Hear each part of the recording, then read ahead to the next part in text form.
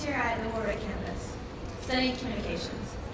This is my first year here, and it's many of you educators out in the audience here today that made my time here so enjoyable. And so I was honored to be asked to introduce this year's Professional Development Day keynote speaker, Kara Miller.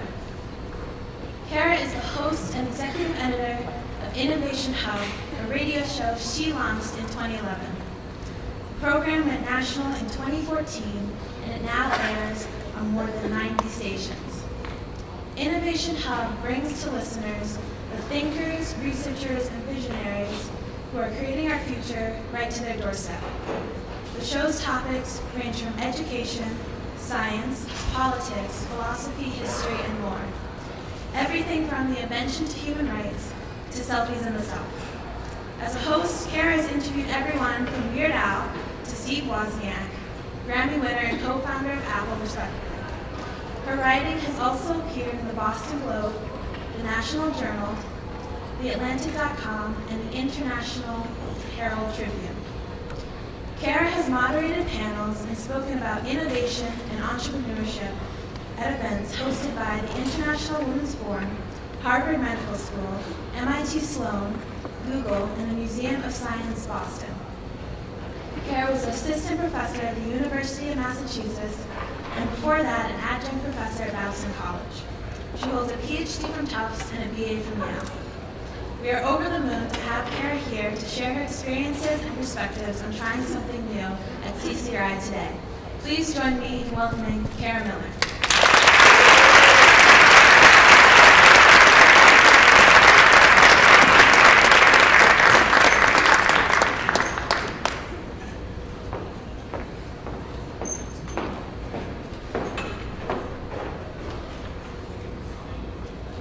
Can you hear me? Okay. Thank you, Olivia. That was so nice. Thanks to everybody. Thanks to you all for inviting me, and Lizzie and Elizabeth and everybody who helped set this up. And as you heard, I used to teach not that far from here at UMass Dartmouth. So what I'm going to talk about today is a little bit of my own journey from teaching at UMass Dartmouth to hosting this radio show. And I'm also going to talk about sort of, when I think back, the show has actually been on, Innovation Hub has been on for 6.5 years. And as you were saying, you know, Weird Al, Steve Wozniak, Yo-Yo Ma, like a whole bunch of disparate people that I've talked to. And talk about sort of 3 lessons about innovation that I've learned in that time. But before I do that, let me just ask you, and there's no right answer here, don't feel like you have to censor yourself. Raise your hand when you think of an innovator, a great innovator. Who is the person that leaps to mind? Anybody have a person that I think of? Yeah. Leonardo da Vinci. Good answer. Any other answers? Nothing's right or wrong. Steve Jobs. Steve Jobs. Oh, was someone? I think we had another Steve Jobs. The hand went down. Here, yeah. Mothers with babies. What? Mothers with kids. Mothers with kids. Amazing answer. Oh, yeah. Elon Musk. Okay.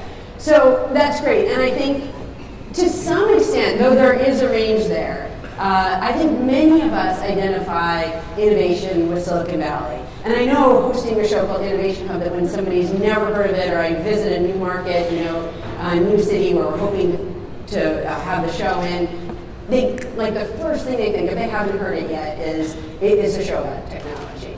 And one of the things I hope that I've sort of brought, and also something that I've learned, is just how broad innovation is, that it's everywhere, that it's in education, that it's in medicine, that it's in finance, it's everywhere. I remember a couple of pretty early segments we did in the show. One was about Estee Lauder, the sort of makeup queen. And Estee Lauder was an amazing person for a lot of reasons, but a couple are not just that she introduced this brand. We think of her as like, there's a lot of makeup brands, and Estee Lauder was one of them. But Estee Lauder, the person, was introducing makeup, whole categories of makeup, things like mascara, to a public that didn't know what those things were. They had never heard of mascara. So she wasn't just trying to sell you her brand of something. She was trying to convince you needed something you'd never heard of. And it was, it was incredibly hard to do. I remember I interviewed somebody about H.J. Heinz. We think now connect to ketchup. But one of the things that H.J. Heinz was really coming up against is that he was at the very beginning of pre-prepared food, selling people things that had already been done, right? You weren't going to make the ketchup yourself, you weren't going to make the sauce yourself, he was going to sell it to you. And people, rightly, were fearful about a few things. One is even canning things yourself, or bottling things yourself, you can get mold and die from putting food in jars and in bottles. The other thing was, if you think about like Sinclair in the Jungle, you weren't quite sure that what was on the label was actually what was in the bottle or the can. And so H.J. Heinz was an innovator not just in the foods that he created, but also in how to market these things. And one of his brilliant ideas was to market things in clear bottles so that people they were literally transparent. We talk about transparency in government. This was literal transparency. You could look through it and be like, yes, that is what the label says it is. I can see there's no mold. Like I can see there's only, preserved cucumbers or whatever. And that was a stroke of genius that made people comfortable for the first time with really like buying things in the supermarket. So anyway, that's one thing that I've tried to do. So let me tell you real quickly how I got doing a radio show, which actually started when I was working at UMass Dartmouth, teaching English, journalism. All throughout graduate school, I've always been super interested in politics. Like when I was a teenager, this is going to tell you how nerdy a teenager I was. I would rush home so that I could see, there was this show on CNN called Inside Politics with Judy Woodruff and Bernard Shaw. And I would rush home to see it. I was always interested in politics. So when I was in grad school in English, and the plan was to be an English professor, which I was hoping to do, I wrote these little newspaper columns about politics and about culture. And then, I would watch this local television channel, you might know NECN, New England Cable News, it's still around. I would watch them sometimes and they would analyze politics. And I don't really know why I did this, but I was like 23 or 24 and I just cold called a producer. Didn't know anybody there and I said, I really like watching this show and I like listening to the analysis of politics. You don't usually ever have any women on and I read about politics. And the producer, she said, well, send over some of your columns, and I did. And, I was on television once, and it was the kind of thing where I felt like people watching could probably actually see my heart coming out like this, and they were like, what's wrong with this woman? But I don't think they actually could. And then, this TV thing, I did more and more of it. And at some point, actually during the 2008 election, if you remember that election, you might remember that the Democratic candidates who were Barack Obama and Hillary Clinton in the primaries, they went forever and ever and ever with these primaries. Nobody would give up, nobody would give in, they just kept going and going and going. And so there was a lot of opportunity for analysis in that election. And so somehow WGBH must have seen me, so I started doing some TV stuff. And then as radio opened up, and WGBH started a new sort of a talk, NPR-ish radio station, I started sometimes subbing and doing radio shows. And the great draw of radio for me was, two things. The really important thing was you could have longer segments than on television, and you could get into it more with people and talk with people. But the other thing is, in some ways, and you know this if you've ever been in the car and driving and just something on the radio has really connected with you or touched your heart. Television has this, because it has this visual element, it's very distracting. You have to wear tons of makeup to go on television, so that's another huge plus of radio. Because I always felt like I had a thin film of makeup I could never quite, get off my face for years and years. But also, people are distracted by did you get a haircut and what are you wearing, that kind of thing. And radio is really just the story. And so that's kind of fun. So, so let me tell you about, I mentioned I was going to talk about sort of 3 lessons in innovation that I've learned over the past 6.5 or so years of interviewing people. And the first one is don't give up. And, we talked about Leonardo da Vinci and Steve Jobs and Elon Musk, and these are all people who went through a lot to get successful, but we know them as successful people. And I think one of the amazing things is very often either success comes at the end of a ton of other stuff, or sometimes success doesn't even come. Like the great innovators encounter so many hurdles. So to illustrate this, I'm going to use a favorite story of mine. It comes from a book by the author Lindsay Fitzharris, who's a great writer. And I'm going to take you back to about early 1800s. And there's a guy, a young man, and he wants to be a surgeon. At the time, surgeons were far less respected than primary care physicians. They just were really looked down upon. Now, part of this is because there was no anesthesia in surgery. So surgery was no fun and nobody wanted to be any part of it. The other thing is nobody used sterile instruments in surgery, so having surgery was very often a death sentence. So surgeons, and in fact, even into the 1800s, there were these people called barber surgeons. And that's right, they cut your hair and they took off your leg. So you can see why this was maybe not the thing that people wanted to be. And I'll tell you just a fun side story of that. There was a guy in London who was known, this is emblematic of surgery in the early 1800s. He was known as the fastest knife in the West End, which sounds to me like something from like Tombstone, Arizona, like the fastest draw in the West. You could take off your leg in less than a minute, which seems fast, but if you didn't have anesthesia, you wanted it to be fast.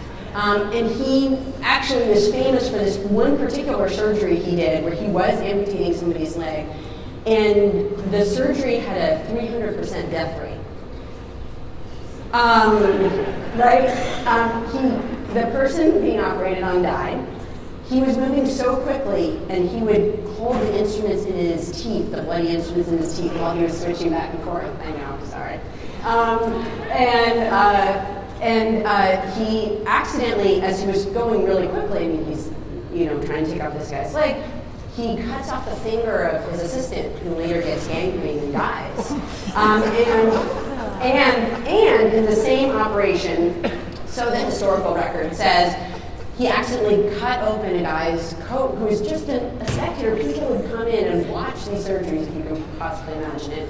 And according to the historical record, the man died of fright. So one person on the table, a 300% death rate. So anyway, into this world of surgery, I think I've painted a picture for you. Comes this guy, Joseph Lister. He wants to be a surgeon. He grew up a Quaker, and actually at the time Quakers were prohibited from doing a whole bunch of things. They weren't allowed to do sports, dancing. So his dad was really into science and had microscopes around. So he goes through surgical training and he brings a microscope. And everybody's like, "What is this?" They were, relatively uncommon at the time, and people didn't understand what he was doing with it. Well, as he goes along doing his surgical training, he's terribly unhappy at the death rate, and I should say not just the death rate of patients, but surgeons and medical students are dying all the time. And remember, doctors do not wash their hands between one patient and another.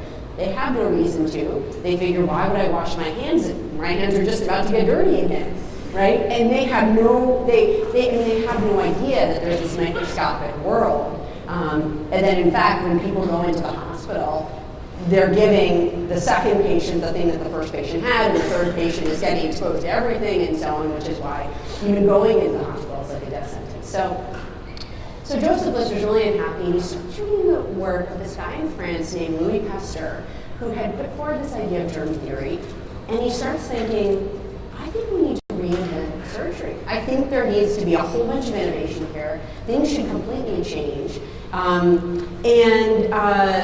People aren't interested. I mean, first of all, he's trying to tell them, if you can just put yourself in their position for a minute, there's a tiny microscopic world that none of us can see. There's little beings in it, and it's killing us. people didn't buy that as an idea. So he sort of goes to Scotland, he tries to consolidate his ideas a little bit. He feels he's right, but nobody will listen to him and this notion that surgery needs to be reinvented and it needs a whole bunch of new ideas. So meanwhile, his sister gets breast cancer. And his sister goes to a number of surgeons and asks them to operate, and everybody turns her down. And the reason, again, is quite logical, which is that she will die, of course, from the cancer, but she will probably die sooner from the infection from the operation, right? Because people die from operation infections all the time. So in some sense, they really say to her, live out your life with the cancer. You may have a few months left. You may even have longer than that. If we operated, you could die tomorrow. But she's not happy with this answer, and she goes to her brother.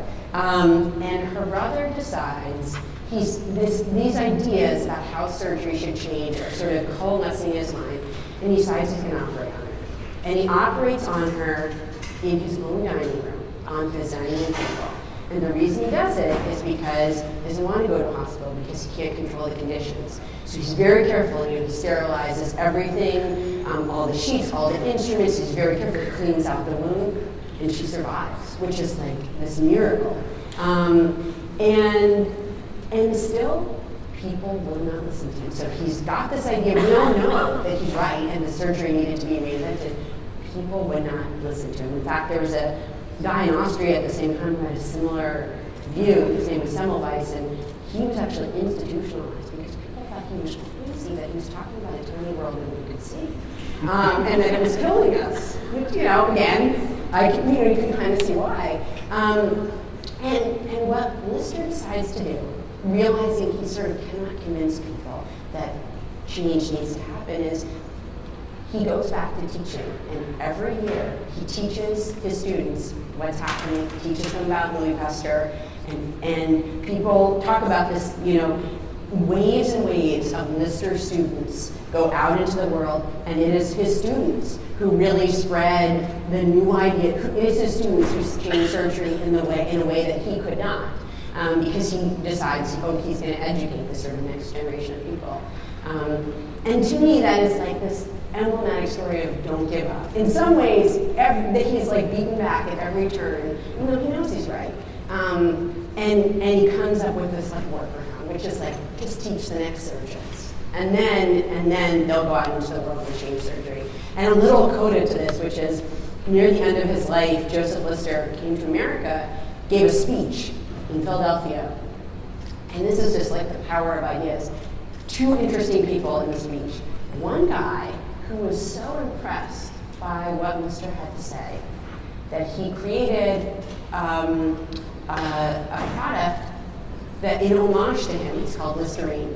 And another guy in the audience, his name was Robert Wood Johnson, and he was also so impressed by what Lister had to say that he and his brothers created a company called Johnson & Johnson that it started off creating sterile surgical bandages so that you could do surgery and have it done in a sterile environment.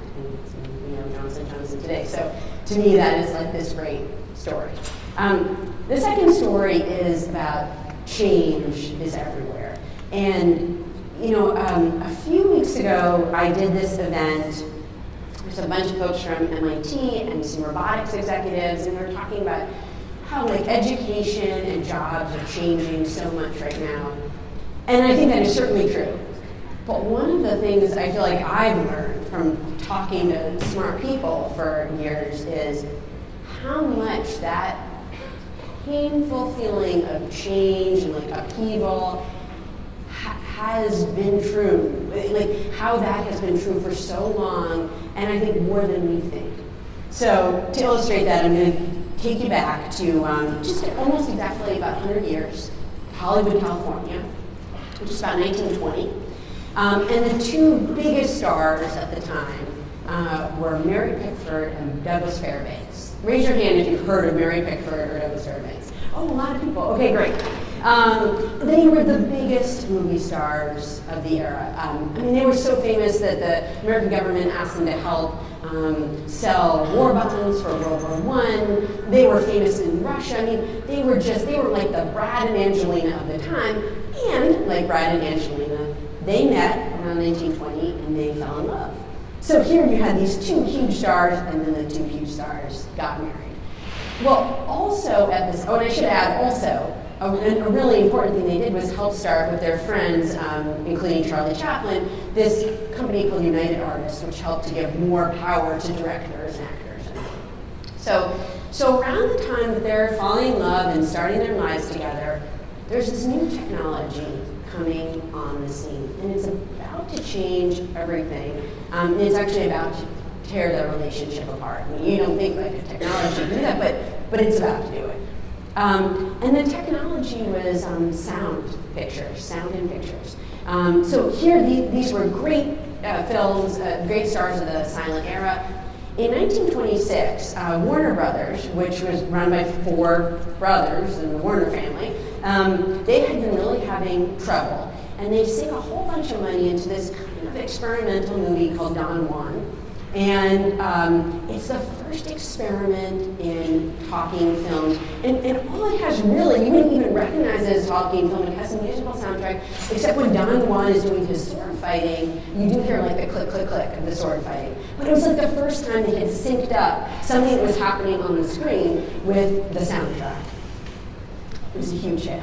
So the next year, Warner Brothers, again, not doing well financially, they decided to borrow a whole bunch of money from the bank and sink a whole bunch of money into sound equipment. Because theaters, sound movies were hugely popular, but theaters did not have sound equipment. They had live musicians that sat and accompanied the silent picture that you were watching. But if you wanted talking pictures, then you had to install sound equipment. So Warner Brothers takes up this huge loan, they do it, and in 1927, they rolled this first film called The Jazz Singer. And it starred Al Jolson as an Orthodox Jewish guy, and he wants to be a jazz singer.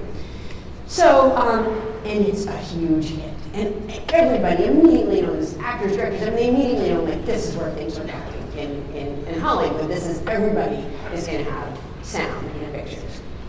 Well, Mary Pickford starts making the transition, and Douglas Fairbanks does too. But Douglas Fairbanks feels like a new era has come, and he doesn't have the right skill set for talking pictures. And people felt this way. I mean, there were a lot of actors and actresses who were beautiful or handsome that had heavy foreign accent. And all of a sudden, their careers were over. In fact, whole new industries were born of voice coaches that came in to take people who had Brooklyn accents and try to get rid of the Brooklyn accent. Right? The set of skills that you needed in silent pictures, and it was not just true actors, it was true directors. There were directors that could not make the leap, screenwriters that could not make the leap. So you had a whole bunch of things disappearing and a whole bunch of things appearing. And one of the sort of worst casualties of these job losses were the musicians. In every theater, all over the country, there were musicians, they were unionized, and they accompanied silent pictures. Every one of them lost their job. And it was an uproar. I mean, they didn't just quietly lose their jobs. This was an uproar.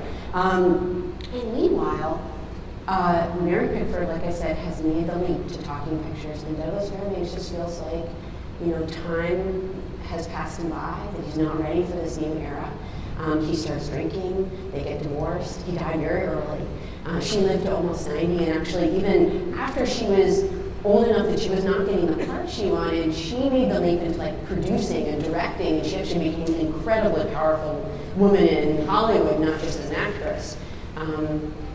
But to me, this is this notion, we think we're in this moment of change, and we are in a moment of change and thinking about what skills are really important.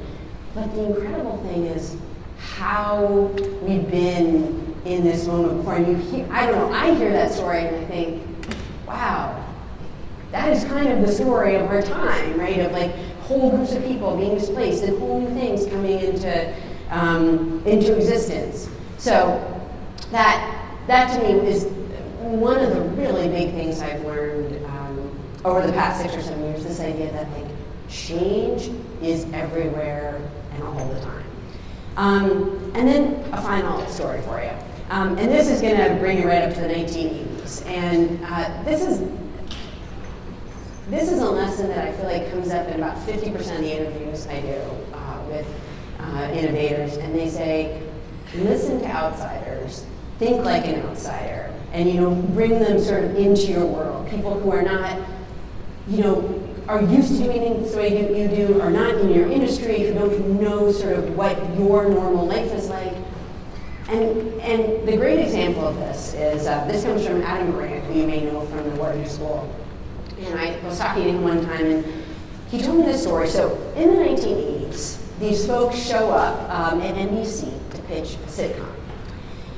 And they show it to test audiences. There's like a two-pronged approach to sitcoms. Show it to test audiences and let the executives look at it. So they show it to audiences. And the audiences are like, this is not a good show. We don't like this. And the executives look at it and, no, keep in mind, the three shows they were comparing it to, the three blockbuster shows at the time, were Cheers, The Cosby Show, and Elf. Does anybody know Elf? Yes, okay, it's like that furry, I don't even know what he is. He's a furry something in a sitcom, but he was hugely popular.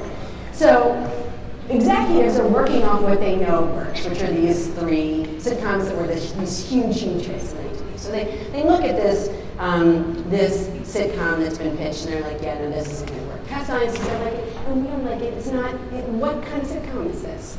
The sitcom was called Seinfeld. And the complaints that were put down were things like, it's too New York, too Jewish, nobody likes any of the characters, they don't wrap anything up, and who would want to watch this? So everybody in the sitcom division, NBC agrees, kill the sitcom. Seinfeld shouldn't see the light of day. But this other guy at NBC, who is not in the sitcom division, which is a very important part of the story, he was in the varieties and specials division, so the kind of, he would put on like the Bob Hope comedy specials and things like that. His name was Rick Ledwin, and he watched the Seinfeld pilot and was like, this is funny, I like this.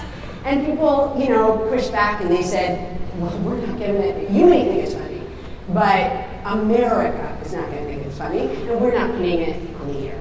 And Rick Ledwin had 2 hours of variety and specials in his sort of bank of time. And he said, you know what, I'm going to divide this 2 hours into 30-minute shows and order 4 episodes of Seinfeld. Jerry Seinfeld, who got this order, so the order was usually for 12 or 13 shows for a normal sitcom. 6 if they really, really didn't think they were going to make it. So he's at home and he gets his order for 4, and he has said, it was like a slap in the face. Like, they were like, not only do we not think we're going to make it, we are sure this is going to be a total disaster. Of course, as you know, Seinfeld went on to be not only one of the biggest hits, but one of the biggest money-making shows of all time. And it was an outsider. It was an outsider who didn't really know how are sitcoms supposed to work? What are they supposed to look like? They're supposed to look like Cheers, really? Okay. And he didn't really know, but he liked it. He thought it was interesting. And it just says to me, like, the power of an outsider.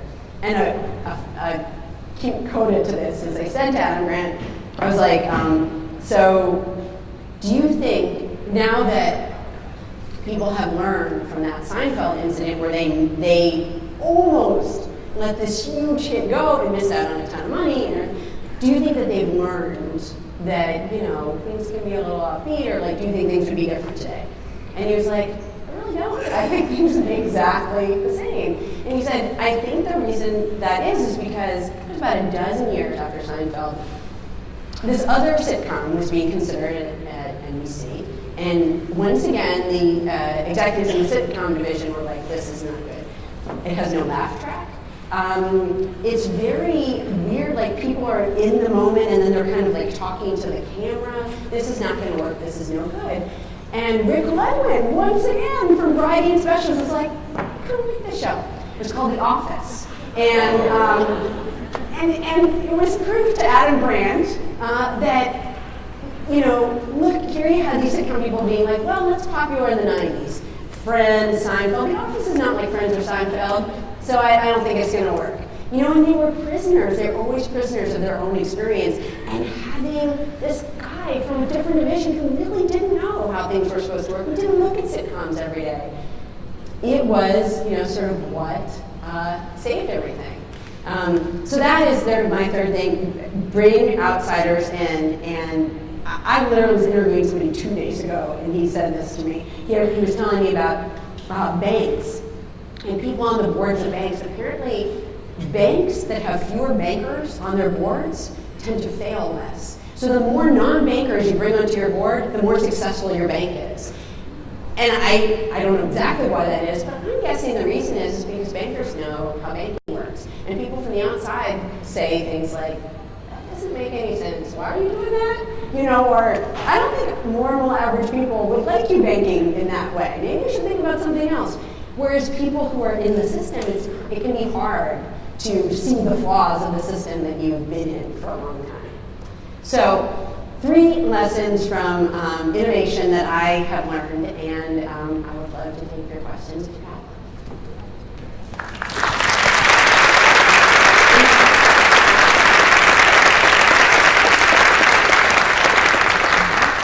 If you have questions, I think there are 3 microphones right here. I think those are meant for questions if you've got anything burning up inside you.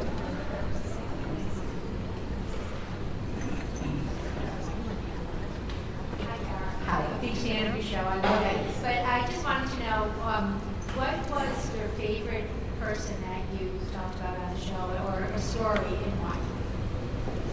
The favorite person that we've talked about on the show? It's so hard. It's also hard because it's hard to think in the moment. So there are. I'll give you a couple of answers. So one person that was just interesting for me to talk to. And sticks with me because he changed a little bit how I think, was Michael Pollan, the food writer, who some of you may know. And he actually came on after he had written a big piece in the New York Times. This was years ago, actually. He'd written a big piece in the New York Times about the microbiome, basically the bacteria in your gut. And it argued that, our current food system has taken a lot of the really good bacteria by processing foods. A lot of the really good bacteria sort of out of circulation, and I think in some ways I measure the power by the fact that when I had a daughter, and when she was a kid, I think I had maybe just done that interview with Michael Pollan or whatever. Things would fall on the floor. I'd be like, that's fine, that's good. I feel good about that. Dirt is good, and it changed a little bit how I think about things. But we've got a great, I was just listening today, so it's in my head, we've got a great one coming up about Superman and how Superman was created. And I don't even think I realized there was a Superman fan until we did this interview, but it's so interesting that the 2 guys who created Superman, Jerry Siegel and Joel Shuster, their parents were immigrants, and they lived in this area of Cleveland where people were speaking Yiddish on the corner. It was a very immigrant neighborhood. And, I never thought about this before, but Superman is an immigrant from Krypton. And in fact, his parents were trying to get away from a Europe that was just completely, for Jews anywhere, just completely exploding. And that is exactly what is happening to Krypton. It's exploding. And I just didn't realize, their story. It's so fascinating to talk to somebody who can make you see layers beneath something new existed. I don't know if there's any other questions. Oh, here comes one. So I was thinking about innovation. Either you start thinking people who are really, they have something they've thought of like that may just take off in 2 seconds, and people who try. So I was wondering whether if you have a story of an innovation that seemed like the quickest innovation you've heard of, and then one where it really took, I'm sure there's tons of these, but one that you were like, that was just crazy, how long it took for this to to come forward, and how that person made it. So the question of something that took a long time, I'm going to steal from the person who mentioned Leonardo da Vinci. Leonardo da Vinci, there's a great book about him by Walter Isaacson. He, in some ways, understood so many things. Flying. He tried to understand the human reproductive system. He was a little off on that. But he was such a brilliant person. And he created a mill for cloth. And yet, he died without really any successes, without very much money. He just didn't quite know how to take these really, really brilliant ideas and take them all the way to fruition. Some of it is, he also was unlucky. Like, he was living in a time when some of the technology that he needed to bring those things to fruition, like, it wasn't possible. So that's amazing. Somebody who came up with a really, really quick invention, I don't know. One great invention, but I don't know how quick it was, is there's a great story. There's a guy at MIT who looks at sort of like citizen inventions, like regular people inventing things, not people in companies or anything. And there was this guy that he tells the story of, and he had a young child, and his wife was like, you need to go take the baby out in the stroller and like take that kid for a walk. And he was like, I'd really like to go on a run first. And his wife said, no, you're going to need to take the baby out in the stroller for a walk. And he said, but maybe I could just first go on a run. And she said, no, you really can't. And he invented the baby jogger. And he wanted to be able to combine two things he wanted to do. He didn't want to have to do things separately. And I mean, it is really fascinating. There's a lot more inventions than you think that are sort of ground up. The tennis ball hopper is another one. Just a guy who did a tennis pro just hated picking up balls all the time on the tennis court. And he was like, well, what if and he created a tennis ball hopper. So there are, I love the baby jogger story. He's like, I want to do this. No, I want, and he finally finds a way to combine the things. Oh, thank you so much. A lot about the impact of technology. We talked to a lot of people about technology and how it impacts how technology impacts just about everything in our society, education, training, and how it probably is going to displace a lot of workers. Right. I wonder if you have any thoughts about how you can robot-proof your job, or how you can educate, how you can robot-proof your job. I don't know. I do know that there are, there's a company I think called Narrative Sciences that now writes a lot of the Associated Press's articles about sports. I don't know if you know this, but a lot of the AP's articles about sports are written by a computer. And partially it's because they're very easy, they're very formulaic, right? Like you just teach them that like 10 to 2, that's a shutout. 5 to 4, that's a squeaker. Like you give them definitions for things and they figure out, they plug it in. And actually, I was talking to somebody who used to work at the, I think he did work at the AP. And he said, years ago when he was in Baltimore, one of the things you had to do if you were like on duty over the weekend was you had to take all of these like minor league scores and you had to write these articles, and he just said, it just killed me. And he was like, I'm so glad that a computer now writes these articles, which isn't to say it doesn't take time to do his job, which it probably does. I don't know, I feel like my job is safer right now. I think things that involve a lot of humanity and human interaction are safe for really quite a long time. We talk a lot about computers taking jobs, and that's not untrue. But it is also true, Rodney Brooks, who helped create the Roomba, the vacuum cleaner, I was talking to him not that long ago, and he said that the hands on robots have not gotten any better in 40 years he's been working in robotics. It's just a hurdle, dexterity, that we haven't figured out. We've cracked a lot of things, haven't figured that out. And that notion that 40 years ago, he was working at Stanford on robotics. 40 years later, he started companies, he created the Roomba, and the hands are still the same on robots. I think there's like many, many dimensions to this story, but I do think that whether it's bussing tables or, taking care of somebody as a nurse, the things that involve a lot of dexterity, those things, first of all, are not going to be automated anytime soon, not even close to soon. And we don't realize how complicated those things are. If a nurse is trying to move a patient from one bed to another bed, there's all sorts of things. You're looking in the person's eyes, right? You're judging when you're moving the person. How heavy is this person? Do they need help? Is this not working well? Do I need another person? Robots are just not even close to there yet. So anyway, I think things are changing, but I also think that things that involve a human touch are not about to be automated away. It's the routine things that we're really good at automating.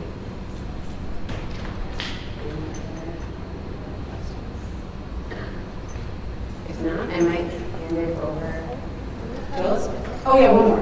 There we go. Ara, by the way, I'm a big fan of the show. Oh, thanks. Listen to it every week. This is kind of a general question. I work with students every day, and it took me a while to learn this, but I've really come to the fact in the last year that I really believe the generation of young people coming up today is going to be one of the greatest generations this country's ever seen. Have you ever interviewed any really young people? And if you have, what gifts and innovations do you think they're going to be bringing to the future?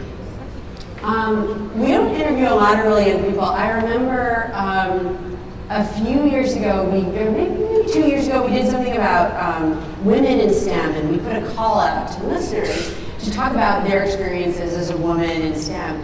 And this woman wrote in, who I think at the time was a sophomore at BU, so we were shocked, and we brought her into the studio, and she had this amazing story, and she was just an amazing storyteller. She was from Kentucky. And she had all throughout high school, during summers, done battery research at a nearby college. And so she eventually went to the Kentucky State Science Fair when she was a senior, and she put on display, she was in a competition, on display. She had a poster, right, of all the battery research that she'd done. And people there's time for the judges to ask you questions and kind of quiz you. Why didn't that work? Why did that work? What's going on? And have you ever thought of this? And whatever. So she's answering all their questions. And she's been doing this battery research for years. And this one judge comes up to her at the end and says, a girl like you could never have done this research. And she felt terrible. And she didn't. And I remember saying to her on the radio, well, did you tell anybody that the judge had said that? And she said, this is really the first time I'm ever talking about it publicly. And I think she told her dad or her mom or something. But it was amazingly brave for her to say that. And I asked her if it had any lasting impact on her, and she said, in some ways it was good, in some ways it was bad. In some ways it was good. She in some ways worked harder every day because she wants to prove, oh yeah, a girl like me can do this work. And then the other thing is, though, she said every time she answers something in class, she thinks maybe people think that's not that smart, or, she's worried. There's a little voice in the back of her mind.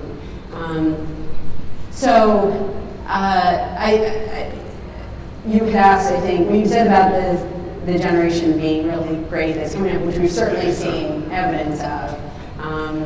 And I mean, in what I've seen in the interns we've had, I see it, and it's going to be I'm personally, as still somebody who's so into politics, I talked about how I was into politics, so fascinated to see the impact on politics. I mean, because this is a moment, right? And what impact is that going to have is going to be really interesting. Yeah. Thank you very much. Thanks. So I think I'll hand it back to Elizabeth. Thank you so much.